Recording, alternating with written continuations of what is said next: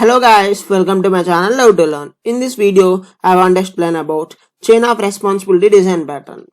It is a behavioral design pattern. Okay, guys, it is one of the easiest design patterns. Okay, and in chain of responsibility design pattern, sender sends a request to chain of objects. The request can be handled by any of the object in the chain. Okay, and it avoids coupling by sender of a request to its receiver by giving multiple objects a chance to handle the request. Okay, and guys, it is the important point, guys. Whole the implementation depends upon the this line only. Okay, please remember this point. Okay, in simple words, we can say that normally each receiver contains reference of another receiver. If one object cannot handle the request, it passes same to the next receiver and so on. Okay, means let's assume like there are three receivers, guys. Okay, first the request will go to the first receiver. The first receiver contains the reference of second receiver, and the second receiver contains the reference of third receiver, like that. So if a first receiver cannot handle a request, it will pass the request to the second receiver and so on. Now just I was saying it theoretically, guys, you may not understand it, but after seeing it practically, you can understand it. Okay, once the theoretical implementation is theoretical explanation is done, I will explain you the implementation part. It allows a set of classes to act as one. Events produced in one class can be sent to other handed classes with help of composition. Okay, before going to implementation, I want to explain you which type of Java application I want to design with help of this chain of responsibility design pattern. Okay, suppose let's assume like I have an application, okay, Java application, which will perform four basic arithmetic operations like addition, subtraction, division, multiplication. Okay, and here the references are be like that, like this, guys. Addition class contains reference of the subtraction class, and the subtraction class contains reference of a division class, and division class contain reference of a multiplication class. What will be happen means first user will send request to the application where the request will be sent to the receiver. Okay, suppose if the first receiver can handle the request, okay, the operation will be performed and the application will be terminated. Suppose let's assume that the first receiver cannot handle the request, then it will send to the second receiver, and if the second receiver also cannot handle the request, it will send the request to the third receiver. Based on the request, guys, the application will be like the application logic works. Okay, I think so. Now you guys got some theoretical knowledge about the chain of responsibility design pattern. Now let's go to the implementation, then you can clearly understand this chain of responsibility design pattern. First of all, I want to create a Java project, guys, and I want to name it as test pattern. Okay,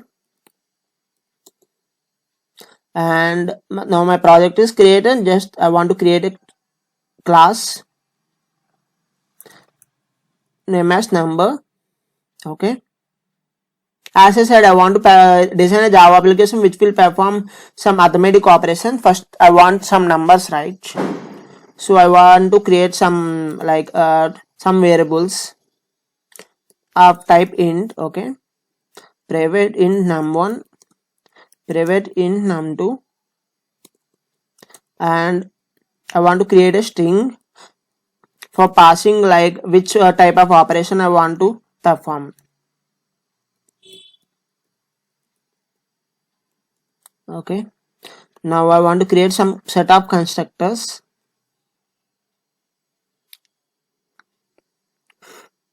And now I want to just create some getters, guys.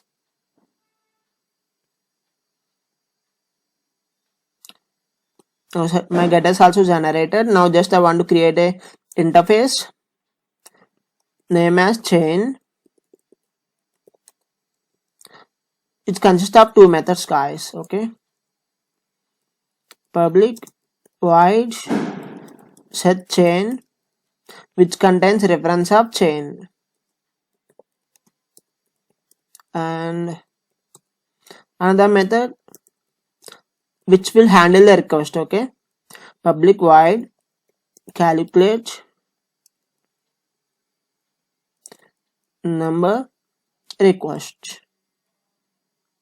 Now I want to create some classes, guys. Okay, I want to create a class add nums. Okay, here I want to add my interface chain. Let's click on finish here. Now let's implement these methods, unimplemented methods. Okay, here I want to like create a chain reference.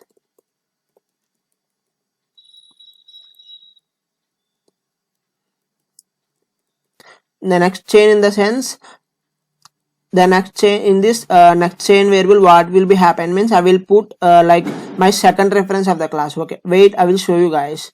You can understand this while I have started executing the application. Okay, and here I want to write if else condition. Okay,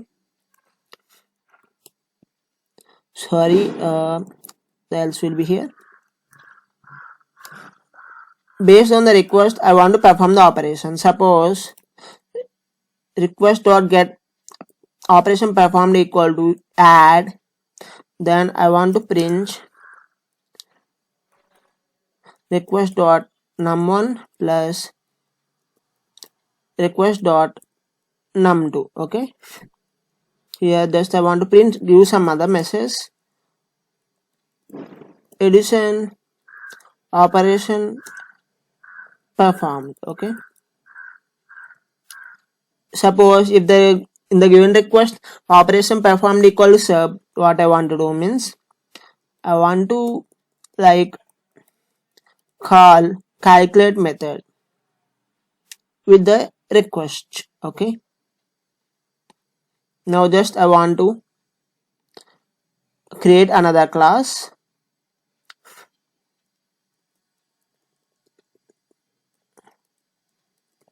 sub numbers, and I want to create another class, guys, multiplication numbers. In this application, just I want to perform only 3 operations. Okay, and let's copy this logic, guys. Let's come to our sub numbers. Okay, here what I want to do means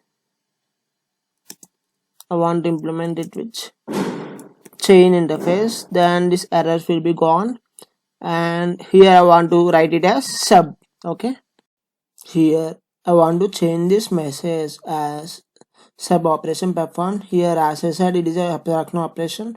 I want to put here the subtraction symbol. Okay, now let's copy this logic, guys, as I want to create another class multiplication numbers. Okay, class mul numbers. I want to paste my code here, but I want to want to change some minor, I want to do some minor changes here. Okay, like just I want to put here multiplication symbol here, and here I want to put this multiplication, like if the request dot get performed operation performed equal to mul, is want to go to the if condition, otherwise else. Okay, now let's test the application by creating a class test, guys.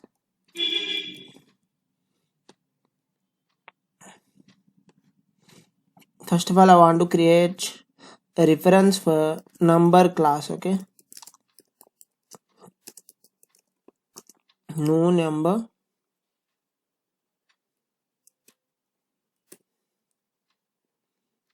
ten to and sub. Okay, and now what I want to do means I want to create references for these addition numbers, like that.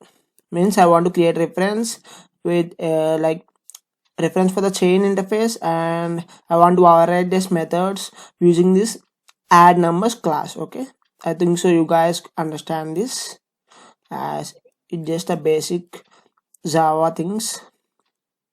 Okay, here I want to, what I want to do means I want to replace it with this sub numbers. Again, mul numbers. Okay, here I want to replace the name of reference as the multiplication. Now what I want to do means I want to set my next reference in my addition class as subtraction.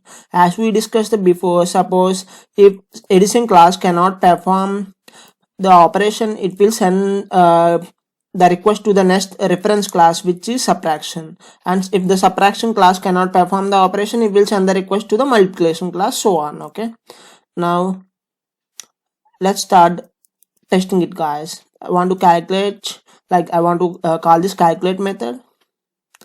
As I said, it is subtraction, it will perform subtraction operation only. Let's test this application now.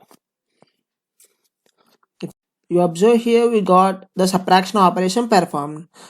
Okay, now I will debug this application, guys, then you can understand better. Okay, debug, guys. Now I'm running the application in the debug mode.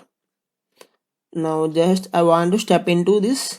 If you observe here, I got the request, means the calculate method from the addition add numbers class is called, because here if you observe, I am calculating the class like the calculate method from the add numbers class. So the request came to here, and let's check the request, like what type of data it contains. It contains num1 equal to 10 and num2 equal to 2 and the operation performed equal to sub. If you observe, I have written if condition, like if operation performed into the add, it go to if condition or go to else condition. Okay, as like the condition not matches, it will go to the else condition. Okay, now I want to explain this set chain method. If you observe here in my test class, for the what I have done means, for this addition reference I have set the reference of subtraction class. Means I have discussed before, right? For the first class we will set the reference of second class, for the second class we will set the reference of third class, like that. So for this addition class I have set the reference of subtraction class. Now what will be happen means, it will be like this next chain dot calculate method will be called from the subtraction class only. You can observe here, guys, from the addition class it came to the subtraction class. Okay, like that it will be happened. Now it will be printed. Okay, I think so you guys understand this flow, this chain of responsibility flow. If you have any queries, please comment it in comment section. Thank you for watching my video. Please like and subscribe my channel.